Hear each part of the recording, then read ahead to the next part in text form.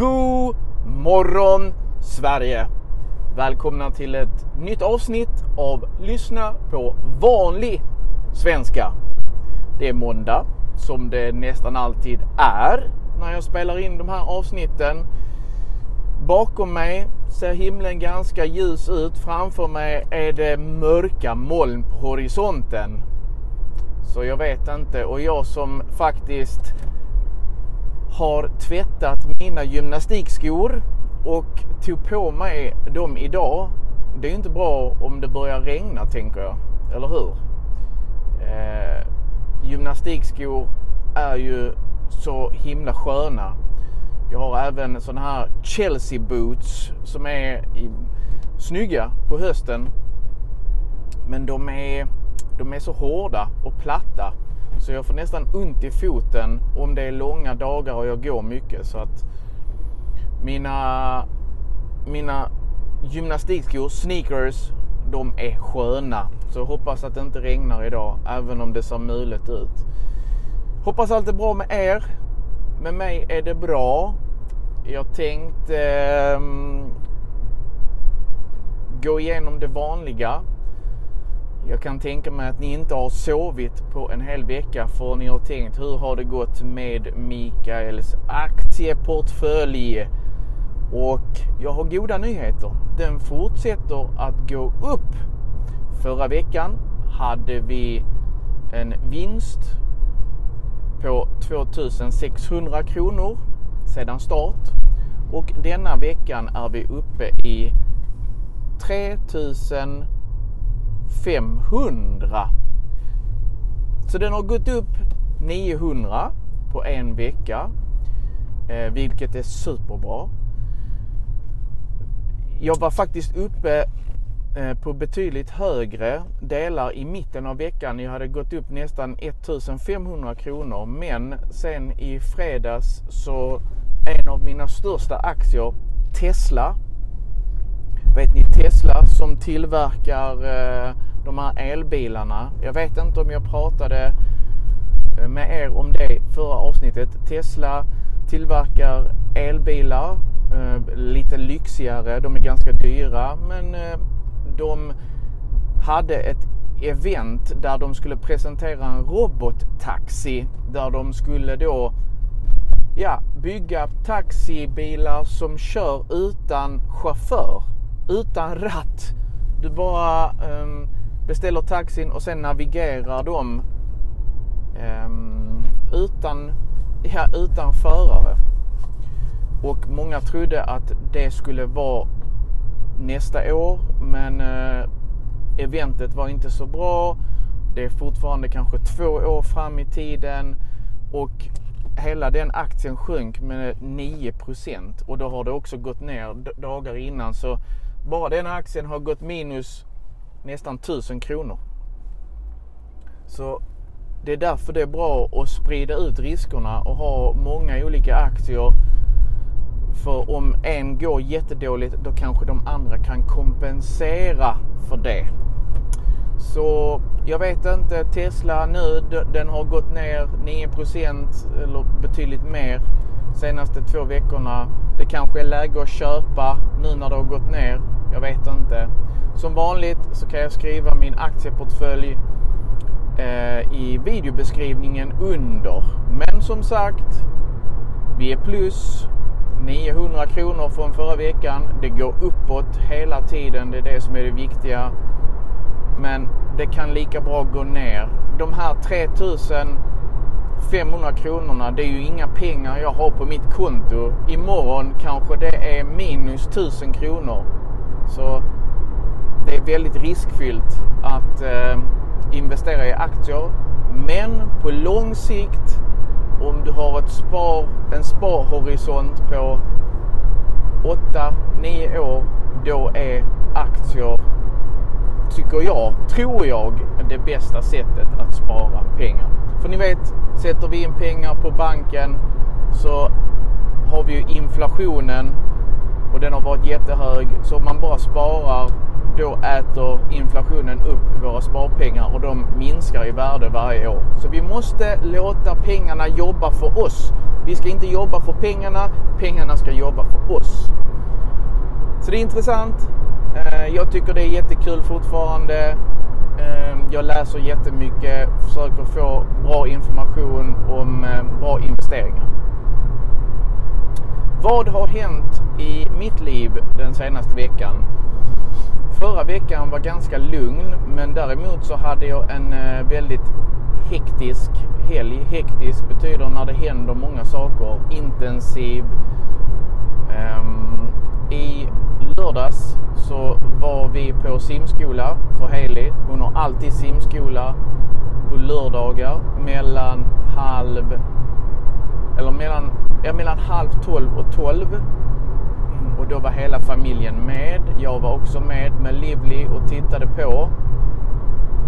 Och sen efter det, då körde vi till Malmö, till O'Larrys och träffade några kompisar där.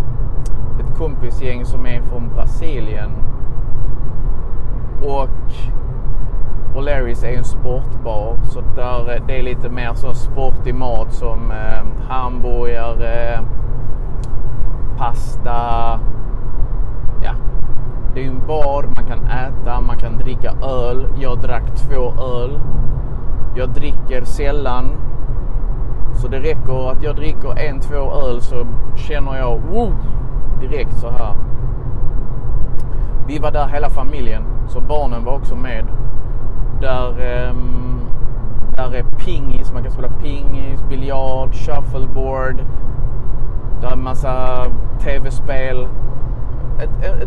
En bra plats för hela familjen faktiskt. Om man vill äta och ha kul. På entré i Malmö finns det också många lekland. Alltså där finns de studsmattor.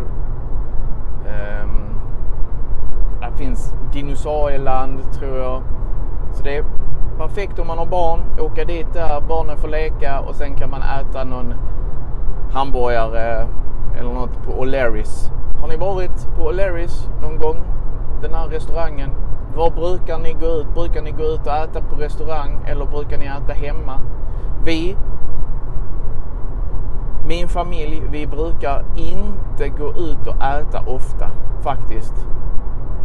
Min sambo Emma, hon tycker inte att mat är fantastiskt gott.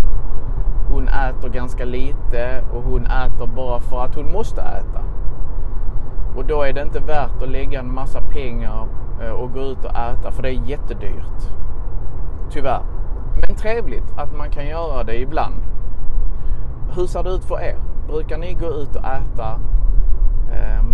Vilka restauranger? Har ni någon favoritrestaurang? Vad brukar ni beställa?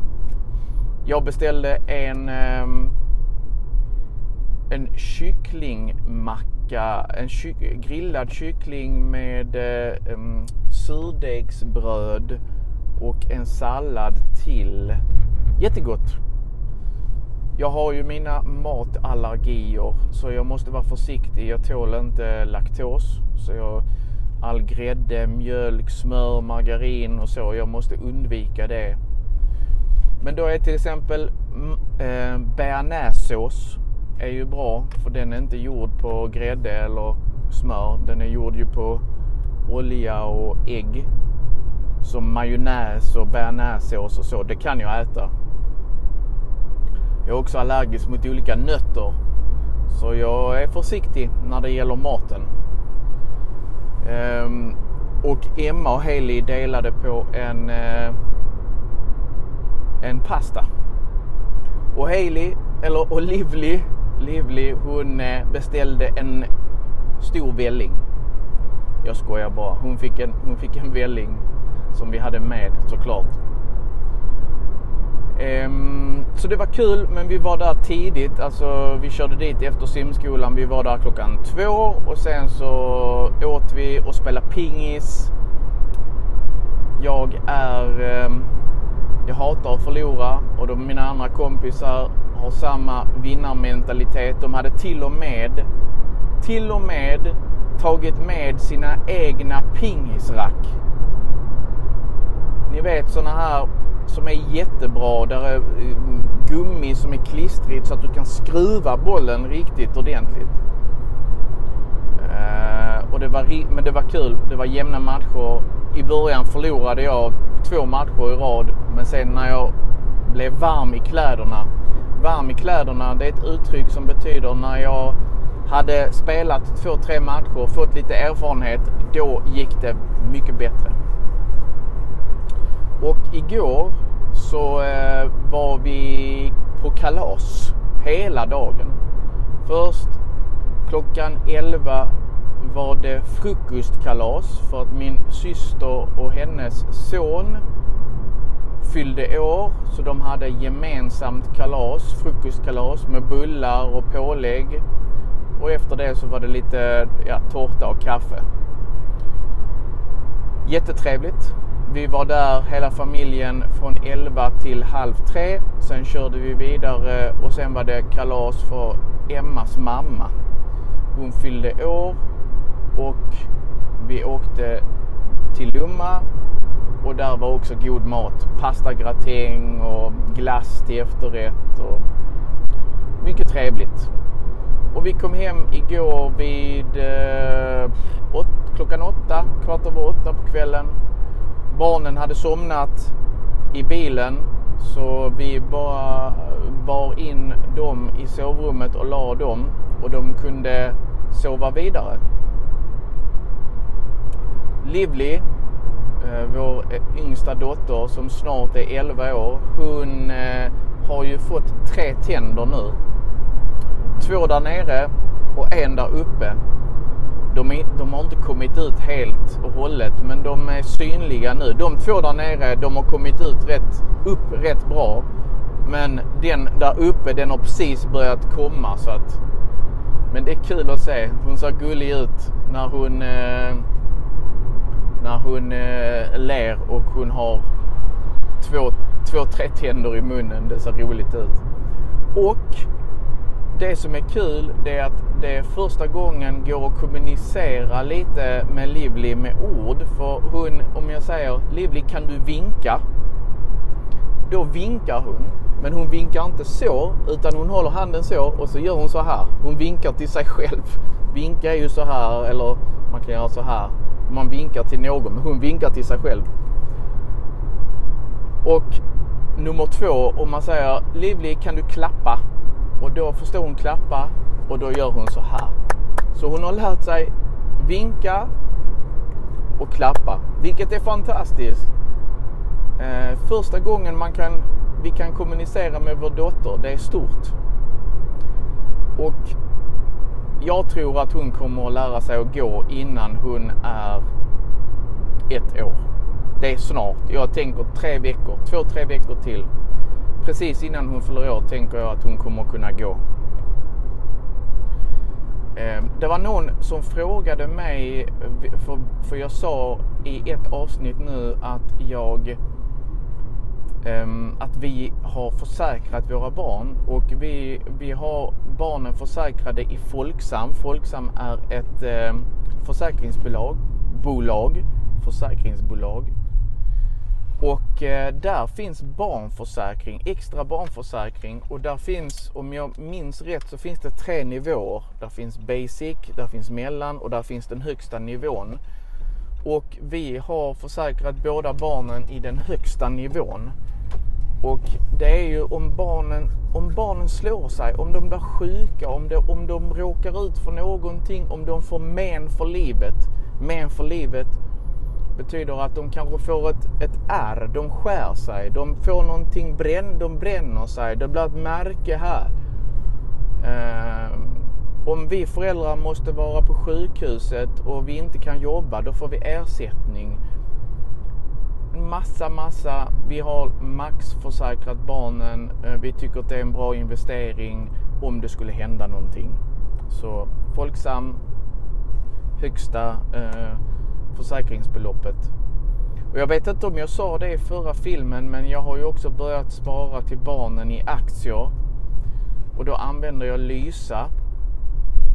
Och jag glömde säga det faktiskt. Jag har plockat ut mina pengar som bostadspengarna, alltså de som jag sparar till bostad, har jag plockat ut från Lysa.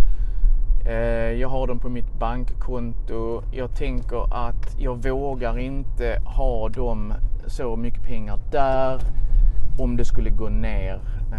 Eftersom vi kanske behöver pengarna om 6 månader, om 5 månader, om 10 månader. Men det är, om det hade varit 2-3 år, ja då hade jag haft kvar pengarna där. För marknaden kan gå ner och den kan gå upp. Men jag vill inte riskera att den går ner nu när vi kanske behöver pengarna snart. Ja, det var det. Så en intensiv helg. Superkul. Och denna veckan är också speciell. Jag sa ju att jag har startat mitt företag. Och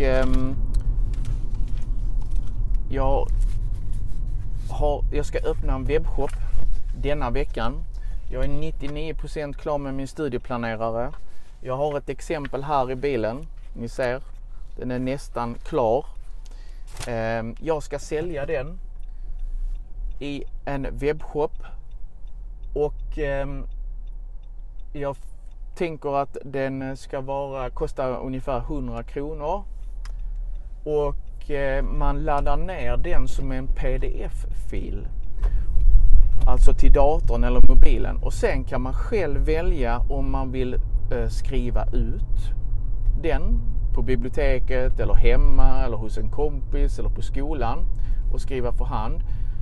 Men det finns också möjlighet att skriva direkt i pdf-dokumentet om man vill det. Eller bara att man skriver ut några delar ur studieplaneraren.